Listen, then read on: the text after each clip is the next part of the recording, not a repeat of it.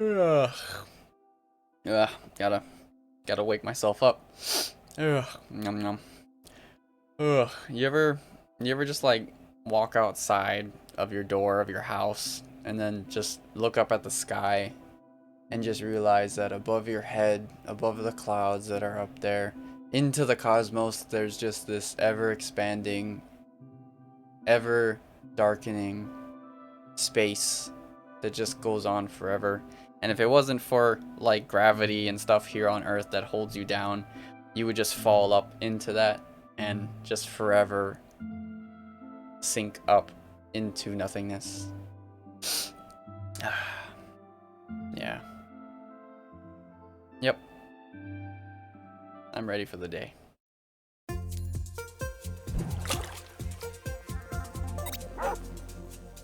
Hey guys, so Theo here, and I wanted to kick off another video by talking about actually top 10 games that I'm looking forward to for this coming year, and actually a couple caveats that actually have come out recently since I decided to think about this video, and they just came out anyway, but I really wanted to fit them on the list. So yeah, let's kick it off. Starting with number 10, I actually have this pegged for like quite some time. They added this back in February to the Steam store when they announced it, and it's actually called Webbed. It's like this 2D platformer, and you go through a little bit of puzzle challenges, and it's super cute. You play as this little tiny guy. He's a jumping spider, and he slings web everywhere. And it's a physics-based platformer, so you're just exploring all these little cool areas, like in a backyard with tall grass and big birds around you, and other bugs that you can interact with. And I think it's just so interesting to play as just like this sort of little spider that can swing, and like it has like these nice ragdoll physics that really go into what it's like to jump around as this little dude. And it just looks really satisfying to play, so that just got me really jazzed. I initially saw it on Twitter from the devs, and I just really am stoked for it. So I really hope, like, I mean, I'm not really sure if there's a whole lot of story to this just yet. There are a lot of NPCs it looks like you can talk to, but so far it just looks really interesting to just play around with those physics. It looks really fun. So at number 9, we have 2D and Top D, and I really like this title. It's so punny, but it really plays to the way this game is like taking this new approach to video games, and it's like this precision platformer, and it's got really cool pixel graphics where you have a top-down view of this flat pixel sort of 2D game, and the real like niche here is where you're going through the platforming, and if you need to get over an obstacle, you're gonna go into this top D mode, and that's where the name comes from. You're gonna be switching these two perspectives, sort of like it reminds me of like when you swap perspectives in Super Paper Mario on the Wii, but in a way better, like way more like crucial implemented way to the game mechanics. And if you need to get around a certain enemy or a certain obstacle, you're just gonna switch this perspective, and you can co-op with a friend or play by yourself. you know uh, and you can really like start to think differently about how you're going to be taking on these new challenging puzzles, and just manipulating the environment in a really unique way that I think that just looks so interesting to play. And I'm really stoked for that. So this little title looks really fun, 2D and Top D. It's coming out soon. Here at number 8, we actually have Call of the Sea, and when I added this to my wish list, it was supposed to be like this point and click adventure puzzle story, and it really reminded me of Myst, actually, from like way back in the day, that CD computer game. It's got this female protagonist, and it's first person, and it looks just so beautiful. It really caught my eye, and it reminded me of Sea of Thieves. You could go around looking for all of these little I suppose like little drawers and little knickknacks, and then just like try to figure out what's going around you in your world, and that really appeals to me, and it's kind of like this nice casual experience. I don't know if the game itself is casual or not super action packed, but it really did catch my eye, and it really looks like a lot of fun to try and pick up and play. So I'm really excited for that. This is actually out already, but I really wanted to squeeze it in. Here at number 7, we have Dwarf Romantic, and I hope I'm pronouncing that right. This is another one that I'm squeezing in here, and it's sort of this casual, relaxing puzzle city builder. It really does remind me of Catan in terms of the layout and sort of the structure that you go about playing this game. And you start from like this central hub, and then you're slowly expanding out into the waters and creating and diversifying your land. So everything from your forests to water tiles, you're all like kind of snapping together and just trying to expand and grow your empire. That really looks cool, and I'm really excited to sort of play and figure out how to use this grid-based system. Dwarf Romantic, yeah. It's in early access right now, so I'll give that a try real soon. Okay, this one, this one at number 6 is Radio the Universe.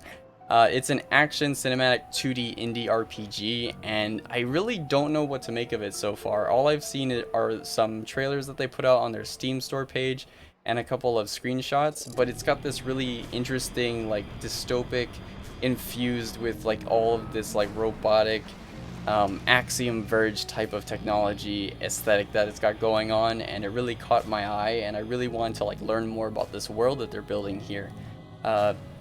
Again, so it's coming soon, and I think that it's definitely worth checking out. Okay, and now we have number 5. I hope I'm saying this right again. I'm probably gonna butcher this one. Spirital. Spirital is this admittedly sort of furry looking game. It has this really nice and beautiful art style. It's a strategy board game that's turn-based, and it's like a turn-based tactics, and I've just been really dying for an interesting tactics-based game, and I'm kind of hyped for even Advance Wars and Battalion coming out. So I'm really excited to play this one. It's another like hexagonal-based grid system that you're working on, trying to get advantages on your enemies, and I'm assuming like that'll play into the way that you either become more aggressive or defensive on the board. Yeah, very excited for Spirital. Okay, this one just came out recently, but it's actually been out for a while. This is number 4, Lego Builder's Journey. And the funny thing is, when this caught my eye, it was only upon this remaster that Lego put out, and the reason why it caught my eye and interest was because Lego Builder's Journey, although it's been out for quite some time, they put it in RTX, so it has all this really beautiful bloom lighting and ray tracing going on that just really makes this Lego game feel so tactile, and you can pick up and you can move and snap objects together that look like you're actually playing with real Legos in front of you. And the kicker is that it looks just like the Lego movie. It looks as if you're playing with a stop motion Lego set, like right before you. It looks like magic, and it has this really cute, simple story it looks like a son or a child and their parent that is just going through like the wilderness and just making their way, slowly building up this little story between the dynamic of these two little really cute Lego characters. And I really want to figure out more about what's going on in their world and piece together the little Legos to help them go through their journey. That one looks really interesting, and I can't wait to get my paws on it. Okay, and in an old video, if you've seen this one before, this is actually Among Trees. I've used so many background screenshots from this game as my wallpapers for my phone and for just my desktop. It's this open world survival craft type of sandbox adventure type game, and it's coming out in autumn of 2021, and the whole game just looks so beautiful. And as you explore, there are these different gradients of like bright sunlight that kind of fall into twilight, and it just falls over this lush vegetation that is just beautiful, and it's a mix of purples and blues, and like just looking at the game itself is so satisfying upon like having really interesting mechanics where you go about sort of this. It reminds me of Stardew Valley mixed with a little bit of Animal Crossing in the way that you could place things into your world that you can craft and then grow plants in and build your own little nook in this forest that looks just so full of life. I really am looking forward to exploring this and grabbing a couple more screenshots to add to my collection. Okay, number 2. This one shouldn't really be surprising for a lot of people. This is Hollow Knight Silksong. It's sort of falling into the realm of will we ever get this game? It's a Metroidvania. If you know anything like Hollow Knight the first edition, it has a great soundtrack. It has incredible lore. It can be very difficult at times. It's sort of like the Bugs meets Dark Souls kind of game. Yeah, indie game, 2D platformer, really good combat, and like everyone is so hyped for this. I'm really excited to see any kind of new content or, just like an inkling of like when it's to come. But hopefully it comes out this year, and I'm really stoked for Hollow Knight Silksong. Okay, and number one, I think I haven't actually met another soul yet that has ever talked about this game, has ever mentioned it. But as soon as I like saw it on social media though, it's called Eastward, and it's this adventure pixel graphic type of single player story rich a post-apocalyptic game, and it's totally giving me Earthbound Mother 3 type of vibes. Even the what do you call it? The sprite characters and the environments look so wonderfully detailed. I want to just go through every inch of this like pixel world and figure out what's going on. Like, why are some of these cities decrepit? Like, why are things in shambles? How can I make it better? And like, what are the NPCs that I can talk to? It really looks like a fully realized world that's just you can get so far into it. And I don't know the mechanics yet of it. I don't know what the battle mechanics are like, but yeah, I am totally like hyped for Eastward, and I'm just waiting for any little new trickle of information that's to come out for Eastward. So yeah, there you have it. Those are the top 10 games that I am interested in to see for this upcoming year, and hopefully maybe even early 2022 to get some of these games and start playing them. If you guys have any other recommendations of things that are coming out soon or have come out recently, I would really like to hear about them and maybe even give them a try. I've been trying to think about doing little mini reviews, sort of shooting from the hip and like giving my brief experience with these games. I think they would be really, really fun to cover. And yeah, it sort of gives a little bit of insight onto the games that I like to play and the aesthetics that I try to go for. But yeah, definitely let me know if you guys are stoked for any of these games, and if you want to add anything to sort of this hype train roster.